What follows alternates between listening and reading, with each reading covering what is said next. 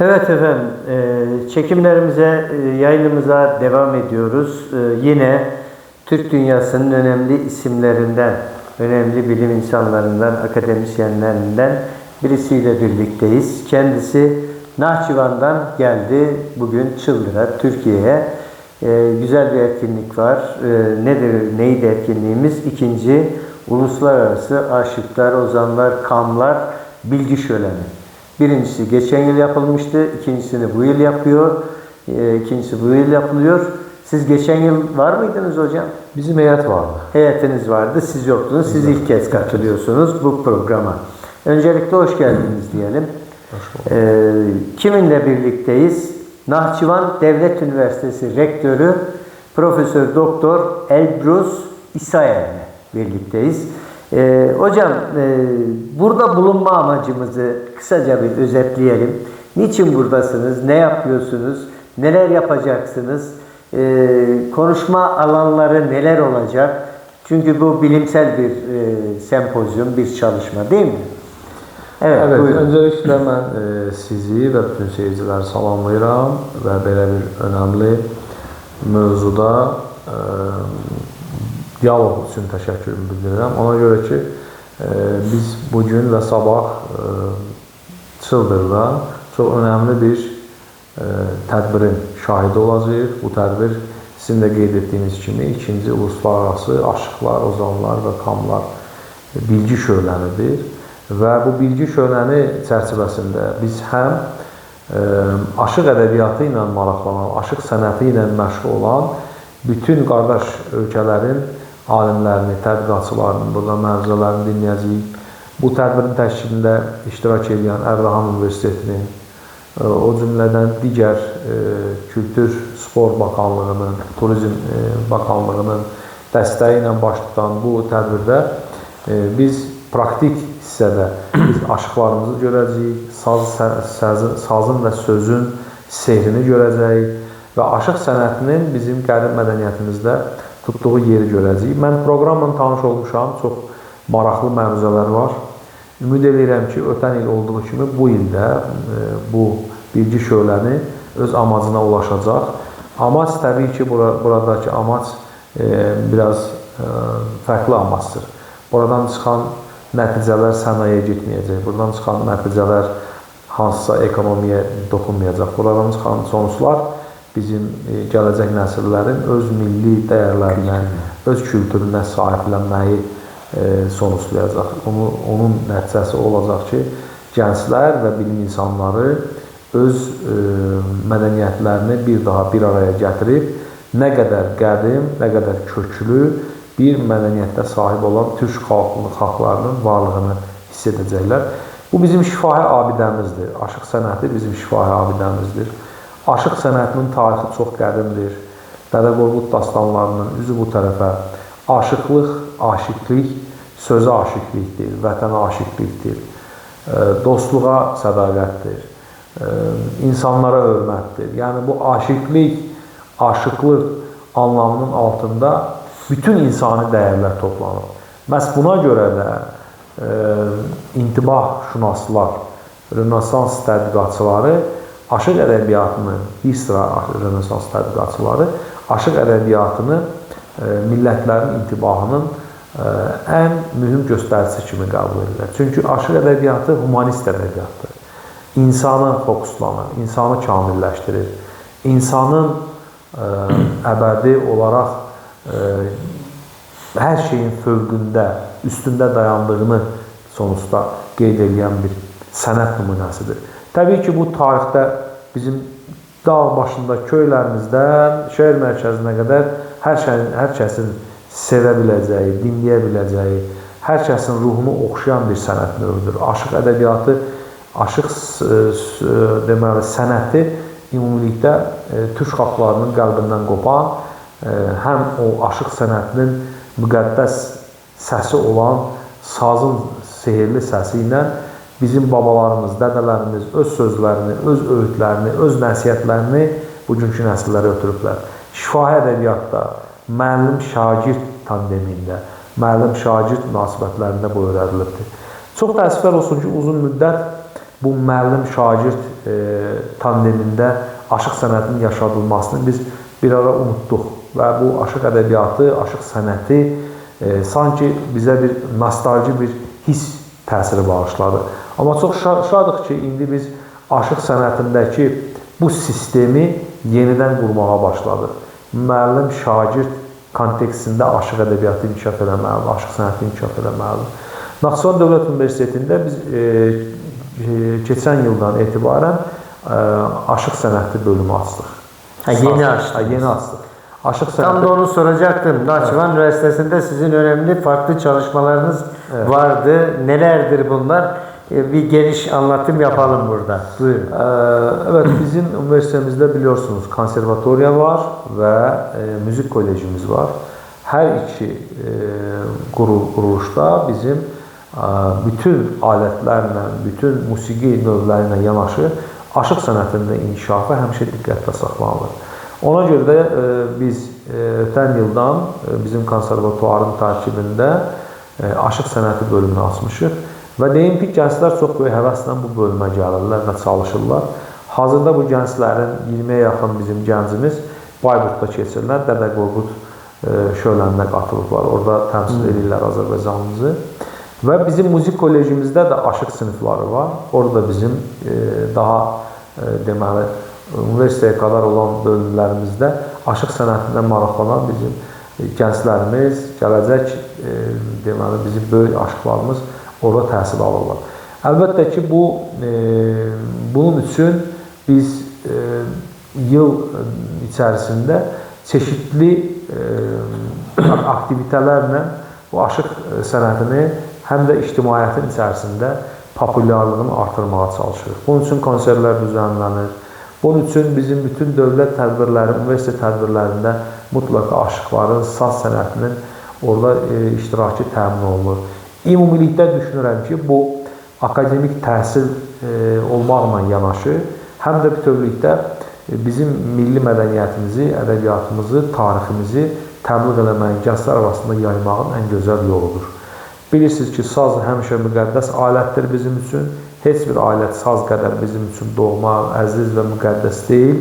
Çünki sazın fəlsəfi anlamında saza biz, bilirsiniz, Dədə Qorqud dastanlarında da var, saza biz and içmişik.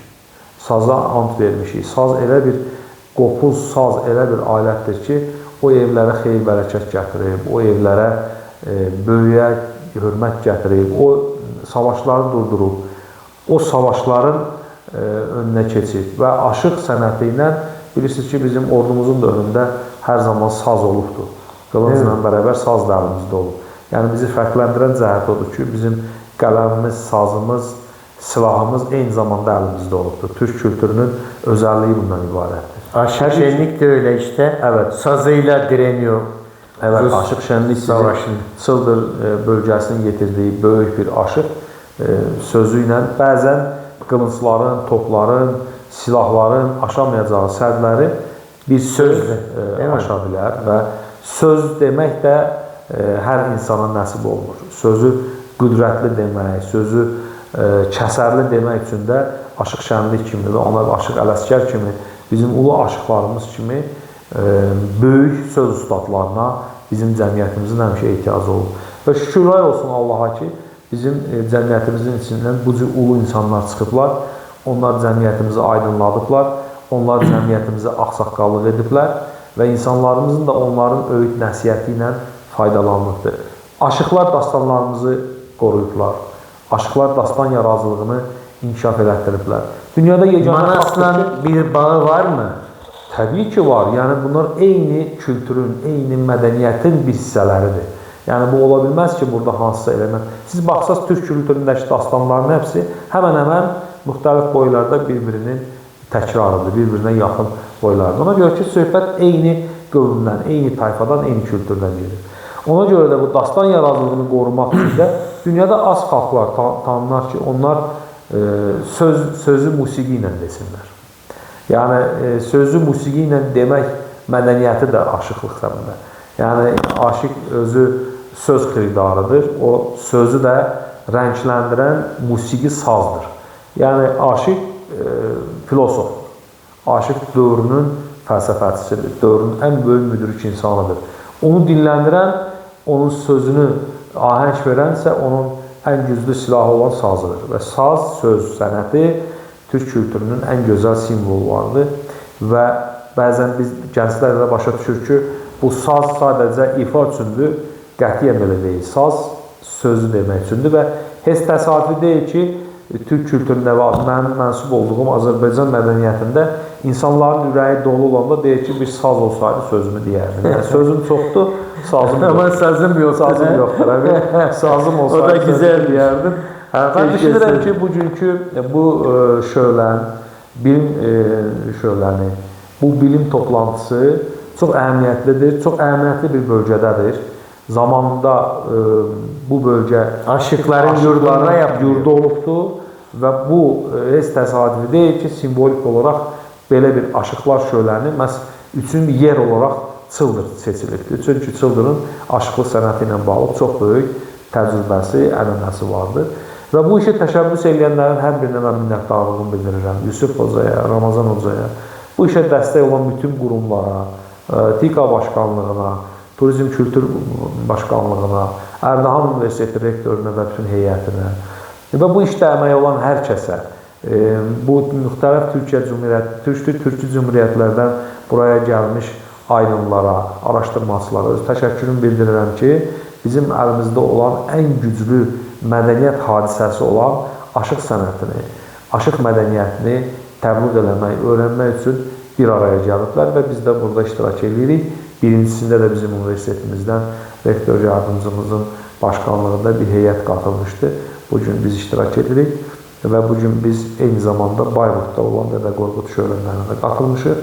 Və mən çox şadam ki, bugün Türkiyə illərində bu cür ümumilikdə türk dünyası mədəniyyəti üçün, türk xalqlarının folkloru üçün önəmli olan hadisələr, önəmli olan mədəniyyət hadisələrinə məhz bizim qardaş Türkiyəmizin bu illəri burada yaşayan sizin kimi fədakar insanlar öndərlik edirlər. Çıldır TV'deyiz də aynı zamanda. Məhz bu gün Çıldır TV'də də belə bir şölənin əsas media tərəfdaşı olması və bu hadisələri işıqlandırması inanıram ki, bugün Aşıq Şənliyin də ruhu şaddır ki, onun görmək istədiyi Çıldırın, onun görmək istədiyi insanlıq mərtəbəsinin, onun görmək istədiyi türk mədəniyyətinə sahiblənən sizin kimi vizyonu geniş olan və bu işə ürək verən, bu işi Aşıq Şənliyin dövründən fərqli olaraq anında bütün dünyaya çatdıra bilən